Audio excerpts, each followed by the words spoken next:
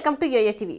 ఆంధ్రప్రదేశ్ రాజకీయాల్లో కీలక పరిణామాలు చోటు చేసుకుంటున్నాయి. రాష్ట్రంలో అసెంబ్లీ ఎన్నికల్లో గెలుపే ఎజెండాగా అధికార పార్టీ వైసీపీతో పాటు జనసేన, టీడీపీ కూడా వ్యూహాలు రచిస్తున్నాయి.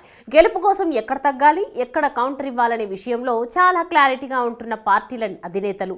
మొన్నటి వరకు ఏపీలో 3 పార్టీలే అనుకున్నారు. కానీ షర్మిల చేరికతో చాలా మంది అసంతృప్తులు హస్తం వైపు కూడా చూస్తున్నారు.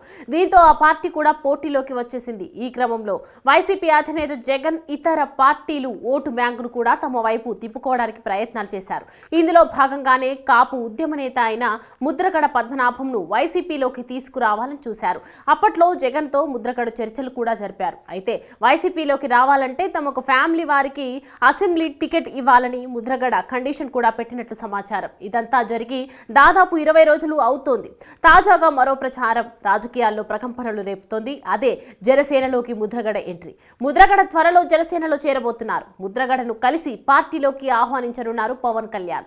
ఈ నెల 14 లేదా 15లో జనసేనలో ఆయన జాయిన్ అయ్యే అవకాశాలు ఎక్కువగా కనిపిస్తున్నాయి. కాకినాడ ఎంపీగా పోటీ చేయమని జనసేన కోరుతున్నట్లు తెలుస్తోంది.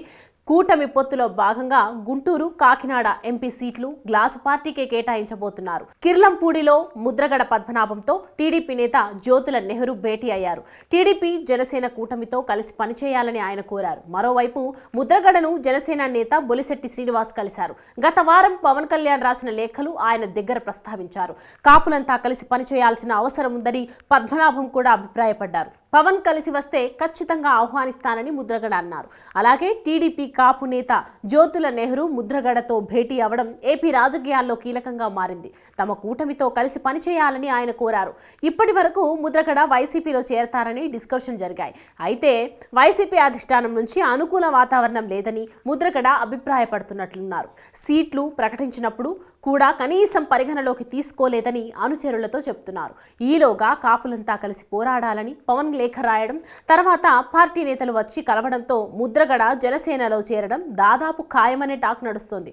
మొదటి నుంచి టీడీపీ అంటే అగ్గి మీద గుగ్గిలమయ్యే పద్మనాభం ఆ కూటమిలో కలుస్తారా అనే చర్చ కూడా జరుగుతోంది.